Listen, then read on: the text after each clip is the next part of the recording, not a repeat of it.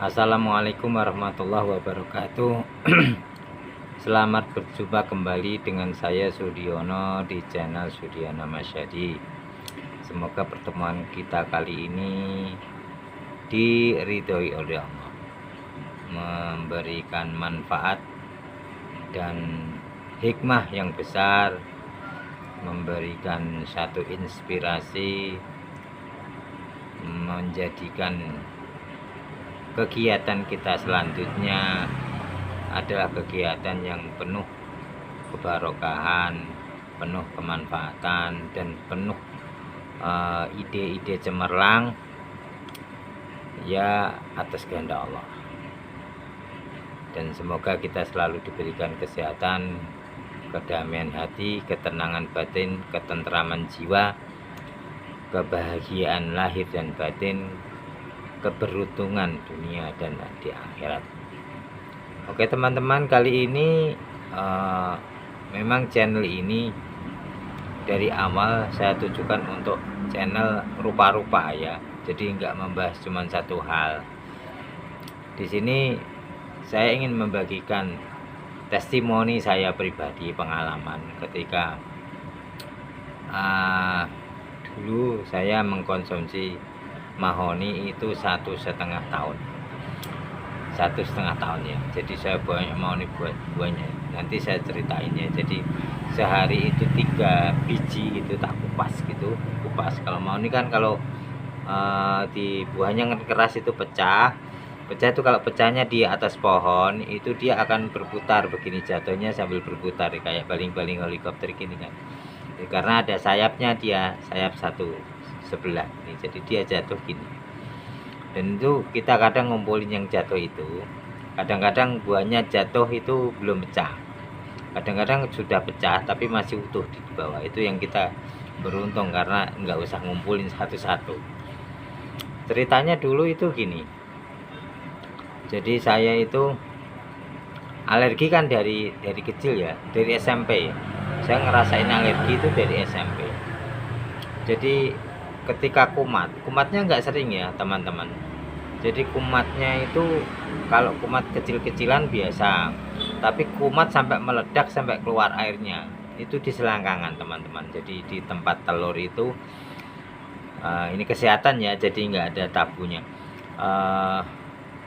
Itu sampai pecah kayak singkong direbus itu, singkong yang meduk itu direbus kan pecah tuh lah, sampai kayak ada jurang-jurangnya itu kan, itu keluar air, buatelnya minta ampun. Itu SMP saya sampai nggak masuk itu 46 hari, saya ingat itu. Saya suntik ke dokter itu sampai 3 kali. Jadi obat habis, kata dokternya nanti kalau obat habis belum tuntas ke sini. Itu sampai 3 kali baru tuntas. Habis gitu udah, saya memang nggak tarak, memang saya orang pantai ya, masa orang pantai mau nggak makan udang, nggak makan cumi, nggak makan ikan ya susah gitu. Kita itu makan tempe tahu kan nggak begitu enak. Tempe tahu buat orang pantai itu buat apa ya, ngemil bukan buat lawon ya. Cuman akhir-akhir ini karena kita udah sadar, udah tua ya dibanyakin tempe tahunya gitu, karena memang sudah mulai takut banget sama protein hewani. Oke, apalagi protein daging hewan gitu. Jadi kalau ikan laut masih mending, tapi memang dulu saya tuh nggak berniat untuk tarak. Kalau orang Jawa bilang menghindari, enggak. Pikir saya kan begini, kalau menghindari itu nanti saya kurang gizi kan gitu. Memang kita itu dapat gizi murah ya dari situ gitu loh. Akhirnya ya saya sering lah kalau gatel-gatel sini tuh sering gatel-gatel gitu. Tapi meledaknya itu nanti berapa tahun sekali. Nah itu waktu SMA itu kelas berapa ya, kelas 1 saya sampai nggak masuk kelas 1 apa ya, nggak masuk 16 hari. Nah, kita kan sudah tahu lah caranya kalau pas sakit bagaimana. Jadi untuk membantu percepatan penyembuhan itu bagaimana gitu. Misalnya kalau dulu waktu awal kan kita nggak tahan, tetap aja bagaimana caranya kita garuk, baru garuknya nggak pakai tangan apa, pokoknya digaruk karena nggak tahan. Tapi setelah paham kan waktu SMA itu nggak terlalu sering menggaruk ya, bagaimanapun harus ditahan. Dan itu kumat lagi waktu saya kuliah awal-awal semester itu kumat lagi. Waktu SMA itu saya 16 hari nggak masuk penyembuhan itu. Waktu kuliah seminggu saya. Jadi waktu itu saya tuh tahu lah bagaimana, wah ternyata kalau dikasih bedak tambah dia berair terus. Jadi saya akhirnya dari pengalaman itu kan, ternyata waktu berair itu dikasih kapas teman-teman, kasih kapas, nanti airnya tetap keluar karena kapas kan nggak nahan air gitu, dia menyerap. Tapi kemudian air keluar ini terus kapasnya kering terus jadi dia jadi dia menahan lendir ini keluar gitu, ditahan oleh kapas yang kering itu, kemudian sambil diobati dokter. Nah, setelah nanti dia mengelupas sendiri setelah sembuh lukanya. Jadi dia tuh langsung terluka teman-teman, langsung luka gitu loh. Gatalnya minta ampun dah, gatal. Saya tuh sampai tidur di ranjang tuh kaki menggelantung, di bawah itu tak ganjel koran karena bawahnya kan keramik, bingung. Di tempat kos itu kan, kontrakan itu, bawah tak kasih koran segini itu basah pagi. Dan saya tuh ikat tangan, saya tak ikat sama itu jarit gitu loh, kain jarit gitu, supaya nanti saya nggak garuk-garuk pada saat tidur gitu. Jadi kalau pas gatalnya datang, gatalnya kan temporer gitu, nggak terus menerus, nggak. Kadang pas mungkin pas dingin, pas apa, dia tuh bener-bener itu mengusik gitu, kumannya mengusik gitu, gatal banget itu. Saya sampai itu menahan gatal ini sampai keringat itu sampai, nih, orang Jawa bilang sak jagung-jagung gitu. Sak jagung-jagung. Saya ikat tangan saya, memang nggak bisa garuk-garuk, udah gitu. Saya ikat. Jadi diikat-ikat sendiri gitu, diikat gitu. Jadi kalau kita sadar kan, kita nggak sadar kan, kita nggak tahu ikatannya di mana gitu loh. Gitu. Pada saat tidur kan mungkin karena saking ngantuknya juga, pas nggak nyerang kan kita juga bisa tidur sebentar gitu. Nah, itu tak ikat. Itu kalau udah nggak tahan sekali kita head dryer gitu. Jadi gitu, head dryer kan panas gitu ya, jadi menahan rasa gatalnya gitu.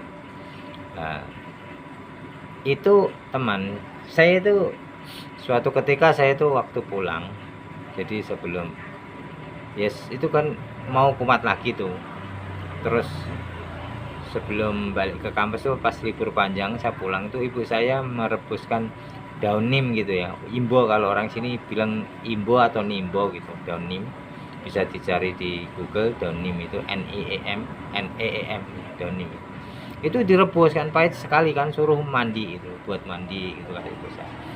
Itu saya tuh kan saking semangatnya, itu daun nim itu, air rebusan daun nim itu ya tak buat mandi, ya tak minum terus tuh. Ya dasarnya kalau orang Jawa bilang ya pahit-pahitan tuh musuhnya gatal gitu ya. Terus udah gitu liburan habis mau balik ke Semarang, saya bingung, ini daun nim kan segitu banyaknya, gimana masa kita mau bawa sebongkok gitu, itu apa dipanggul gitu kan, lucu gitu. Saya lihat ada mahoni di meja, nggak tahu itu ide dari mana, saya juga nggak pernah baca. Dulu kan belum ada kayak gini kan, internet apa belum ada gitu, HP aja belum ada kan. Nah itu, wah itu ada mahoni itu kan pahit juga. Ya udahlah, saya akhirnya ini aja lah, sama aja pahit gitu guys.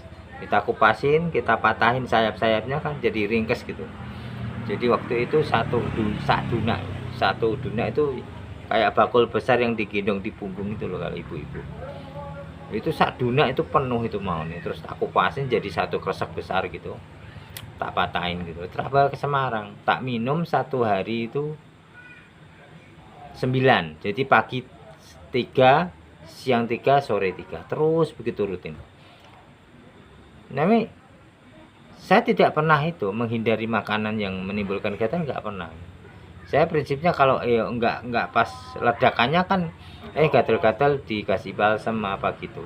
Jadi kan saya juga takut kekurangan gizi, jadinya saya tetap itu makan gitu, telur segala macam gitu, yang katanya itu semua yang bikin gatal itu. Lah terus saya nggak tahu kapan saya sembuh, tahu-tahu sembuh gitu, tahu-tahu sembuh, tahunya sembuh itu nggak pernah kumat gitu. selama minum itu 1,5 tahun kan itu, 1,5 tahun minum, nggak pernah kumat teman-teman. Nah, sampai lama, akhirnya sampai sekarang 20 tahun, ya lebih kan 20 tahun ya. Waktu itu saya sekitar umur 20-an kan, 20-an, sekarang sudah 54 tahun gitu, lebih kan, 30 tahun lebih.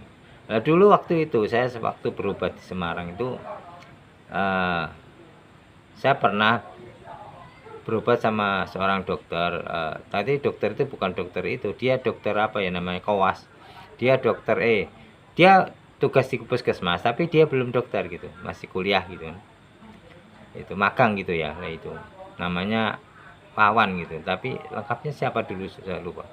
Saya tanya sama dia, alergi itu supaya sembuh gimana tawan, saya gitu. Yang manggilnya kan kita masih satu alma mater ya, beda jurusan gitu. Ah kamu tuh, dia malah ketawa, kamu tuh ya walaupun enggak jurusannya kan ya jangan katrok-katrok banget gitu loh, masa alergi kok sembuh, kata dia. Tuh, Wan, ya katanya setiap penyakit kan ada obatnya, saya bilang gitu. Loh, ya jangan makan mentah seperti itu. Ya obatnya ya ada, tapi kan nggak menyembuhkan selamanya kan gitu. Kalau nanti suatu ketika, nah kalau alergi dingin, kalau kena dingin ya tetap kumat. Alergi makanan, kecentok makanan itu ya tetap kumat, kata dia. Enggak, lawan itu namanya nggak sembuh gitu. Namanya sembuh tuh harus total sedia kala. Ya akhirnya kita sedikit berdebat, dan kesimpulannya nanti kalau saya sembuh saya temuin kamu ya gitu. Nah, tapi dia sudah nggak tugas di situ lagi. Waktu saya udah berapa tahun nggak kumat gitu kan. Kalau saya cuman ibaratnya 3 tahun nggak kumat kan, itu kan belum jaminan lah, karena memang meledaknya itu sekitar 3 tahunan kan gitu. Tapi setelah lama nggak kumat gitu loh, bahkan bukan cuman nggak kumat, nggak pernah merasakan gatal, mau di tangan, mau di, kadang-kadang kan di ada keringat gitu jadi gatal banget gitu, saya nggak pernah gitu loh. Nah itu kan dari biji mahoni itu tadi, itu saya minum 3 jadi 9 itu teman-teman. Nah di situ ada pelajaran kita ambil, jadi kadang-kadang kita tuh punya keyakinan tuh jangan mudah goyah teman-teman. Karena waktu saya minum itu banyak yang takutin, jangan minum pahit-pahitan nanti kena ginjal. Saya nggak percaya, masa ada herbal bikin penyakit ginjal, saya gitu waktu itu gitu loh. Lah kalau anak-anak muda Semarang dulu kan ayo pahitan gitu loh, ya pahitan yang bikin ginjal, ya pahitan botol itu gitu. Sama dengan obat-obat dokter sekarang kan sudah semakin terkuak kan, paracetamol dan sebagainya. Yang kasusnya Ali itu kan yang kena ginjal gara-gara paracetamol itu tadi, itu ya pernyataan dokternya sendiri kan gitu. Nah jadi saya yakin mahoni ini dari alam tidak mungkin menimbulkan masalah. Namanya herbal tuh ya, efek sampingnya nggak mungkin efek samping yang serius gitu loh. Kalau efek samping bikin darah rendah ya memang iya, saya selama minum tuh ya pusing terus, karena memang dia kan menurunkan tekanan darah. Saya sendiri juga mungkin gizinya agak kurang kan, juga biasa anak kuliah kurang gizi gitu. Jadi tapi kan saya bertekad untuk sembuh gitu loh. Jadi terus ada lagi yang bilang gini, itu bikin mata itu blawur itu buram gitu. Enggak percaya saya juga. Akhirnya 1,5 tahun sampai habis tuh kan, 1,5 tahun. Tapi saya berhenti, soalnya kan habis gitu, belum sempat nyari lagi, kalau di kota kan nggak ada. Ya nggak pernah minum lagi.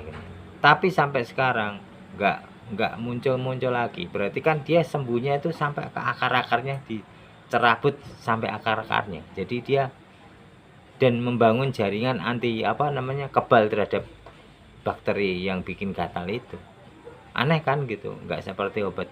Maaf ini ya bagi yang basicnya kesehatan ya, bukan kita itu mau propaganda anti medicine ya, anti obat kimia. Enggak, obat kimia juga perlu gitu loh untuk kondisi-kondisi awal, untuk daruratnya gitu. Tapi untuk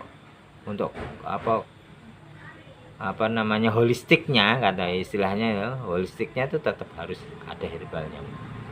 Tapi herbal nggak bisa menyembuhkan spontan kan nggak bisa gitu. Jadi tetap harus dibantu medicine gitu. Jadi obat harus bantu gitu. Jadi itu pengalaman saya teman-teman. Jadi saya punya alergi bisa sembuh total gara-gara biji mahoni itu tadi teman-teman. Dan kesembuhannya itu benar-benar nggak bangun-bangun lagi, nggak kumat-kumat lagi gitu. Oke teman-teman, ini berbagi tips sebagai selingan ya. Jadi kita nggak ngomongin Habib terus karena ya kita itu hanya syariatnya saja memperjuangkan itu tadi, bahwa meluruskan sejarah, meluruskan pembelokan dan pengkhianatan para Habib ini yang sistematis, sistemis gitu, dan terstruktur ya kan. Nah, dan ini juga apa ya, tetap tergantung kepada Allah solusinya gitu. Bagaimanapun juga kita gigihnya, mereka juga nggak mau ngalah kan, mereka tetap bertahan pada status quo. Mungkin pikiran mereka kan, kalau kita maju tato mundur acur, ya mendingan maju kan gitu. Jadi nggak ada kata mundurnya. Oke teman-teman, itu moga-moga bermanfaat tips dari saya tentang manfaat biji mahoni. Nanti saya sambung dengan manfaat yang lain, dan itu testimoni asli saya alami sendiri. Nanti istri saya punya pengalaman juga tentang mahoni juga, tentang danim juga gitu ya. Terus apa namanya, jeruk nipis ya itu. Saya ini herbalis teman-teman, jadi keluarga herbalis. Saya juga bikin VCO sendiri, alhamdulillah juga lumayan lakunya gitu. Cuman ada teman yang mensarankan dimasukin apa dinkes atau apa ya IRT, tapi karena gini aja udah laku ya saya juga nggak terlalu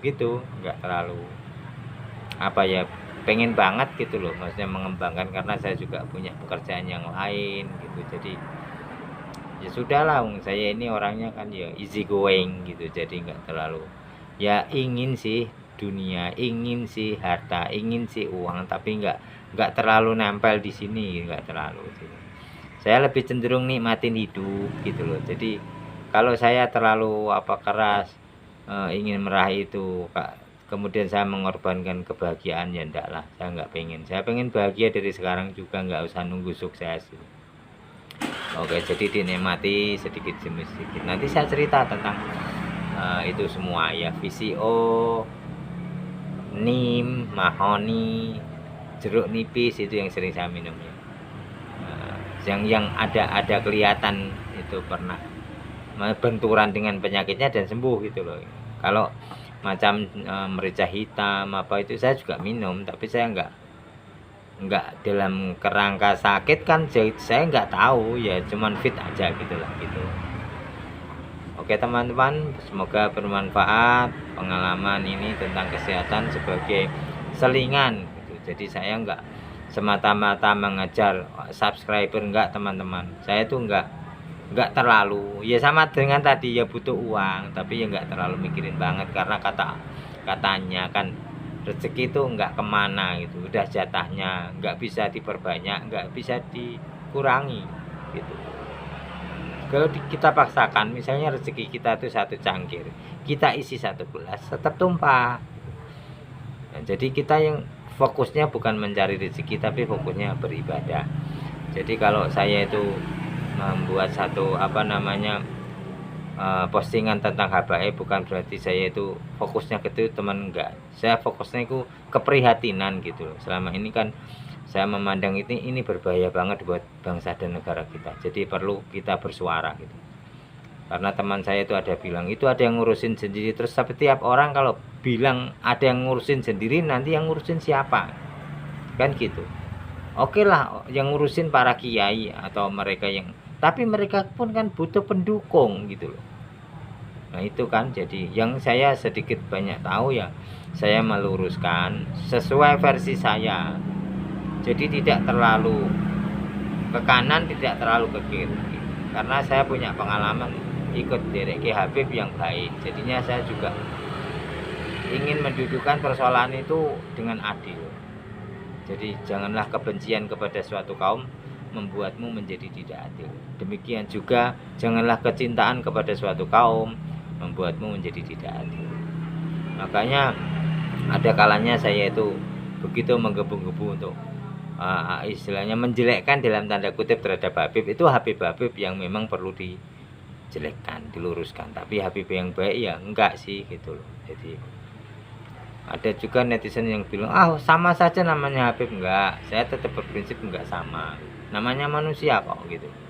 Dimanapun tetap ada yang baik ada yang buruk, cuman mayoritas memang saat ini mereka juga termasuk saya bilang agak munafik ya munafik kecil atau munafik besar saya nggak tahu, karena memang mengingkari tes DNA berarti kan dia itu berarti kan takut kebenaran gitu loh. Tapi ada juga Habib yang terang-terangan kemarin itu, Habib Agus itu Al-Habsyi itu, dia kan juga malah menyerahkan sampel ludahnya pada itu ahli dokter siapa itu Sugeng Sugiarto kan gitu, ahli DNA Indonesia itu. Oke teman-teman, sampai jumpa di vlog berikutnya yang moga-moga juga teman-teman suka, karena memang kita semua ini kan ya telinga kita butuh, mata kita butuh, mulut kita butuh, tangan kita butuh, sama dengan kebutuhan rohani juga gitu. Kita kadang-kadang butuh musik, butuh berita, butuh artikel pembahasan, butuh resep masakan, butuh apa, semua butuh. Jadi kita, kalau saya lebih cenderung pengen semua ada di sini gitu sebenarnya. Toko serba ada, bukan spesialis misalnya order di motor atau apa, enggak. Saya seibarat toko serba ada, pengennya seperti itu, jadi bermanfaat semuanya. Nanti juga ada musiknya. Saya cerita ya, pernah punya lagu karangan saya sendiri 60, walaupun itu kebanjiran di Jakarta, tapi masih ada yang nempel di sini sekitar hampir 20-an ya. Gitu. Nanti juga saya kalau sudah ada saatnya gitu, saya pengen nabung buat beli keyboard gitu. Kalau urusan ini loh yang koperasi udah selesai, pengen beli keyboard, nanti saya aransemen pakai keyboard, dan saya mungkin nanti pakai anak-anak muda yang suaranya bagus gitu. Jadi saya ngevlog bidang musik gitu. Oke teman-teman, sampai jumpa. Terus dari tadi mau pamit gak jadi. Oke, sampai jumpa. Semoga selalu diberikan oleh Allah umur panjang, kesehatan dan kesempatan untuk bertemu lagi. Om Swastiastu, Namo Buddhaya, salam kebajikan, santi. Rayu, salam sagung untuk rayu sagung untuk mati. Assalamualaikum warahmatullahi wabarakatuh.